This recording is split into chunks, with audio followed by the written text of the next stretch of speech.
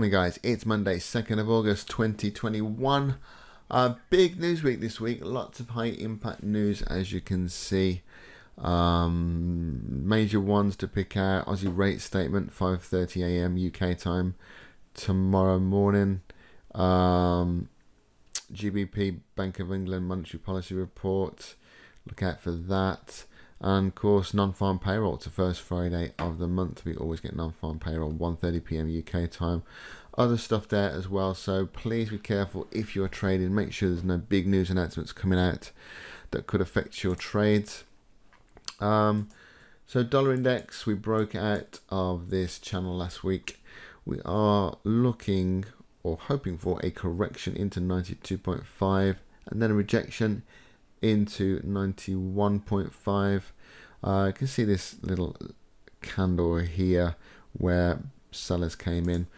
Also, though, you can apply a Fibonacci from the start of the impulse to the bottom of the impulse there, and you can see that 50% fib level here is round about, it's at 92.5. So that actually looks quite nice.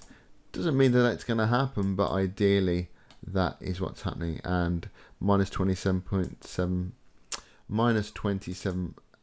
fib takes you into that 92.5 level, 91.5, 91.4 level. So all looks really nice. Let's just see if it actually happens that way.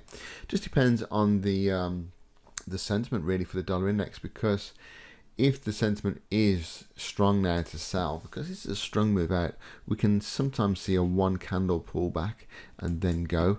Just try and show you an example of that. Something like that, for instance.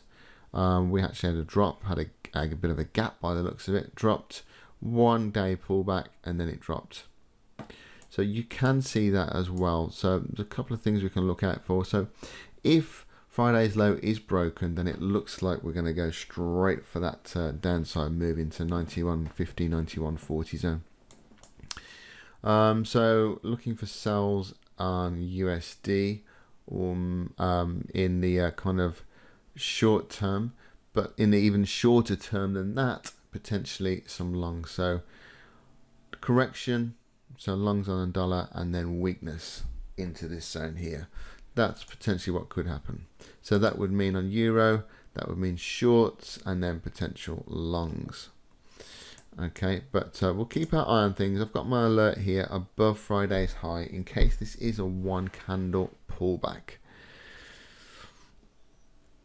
Have we got another example here? Yeah, there, look. Buyout, one candle pullback and then goes. So we've got these buy candles, one candle pullback, and it could go. We just don't know, do we? We have to wait and see. At the moment, you look at the hourly time frame. Let me just show you. It does look like this could be an impulse here, down, a correction. Could see another impulse down, and then maybe that push to the upside. It remains to be seen. Very early days though. It's Monday morning. The US session obviously hasn't even kicked in yet. It's just the London session. Everything could change a little bit later on this afternoon. We'll have to see what the US bias is. Anything else of interest? So that's a big chart of interest, and USD actually is a big chart of interest. Pound Aussie has been literally just like a steam train. Let me just put some moving averages on this for you on the daily. Just moving really, really nicely to the upside. We'll have to see if this continues, but it's a little bit extended from the moving averages for me now. So I'd be looking for at least a pullback into the 8, preferably into the 20 here. So that's around about 187. And a rejection for a buy. So I'll be looking out for that. It's on my list anyway. Euro Swissy. Euro Swissy coming to a very big level now. Are we going to see some kind of reversal? Got this weekly support here, look. And we've come into it again. We've started to see buyers very overextended from the 8. But it looks as though we're seeing a little bit of correction now. But again, wait and see. This has been literally like a bit of a steam train as well. Pound Aussie to the upside, Euro Swiss to the downside. So keep your eyes on this. We could be reversing. But early days, Monday morning, Plenty of time to get involved in a trade.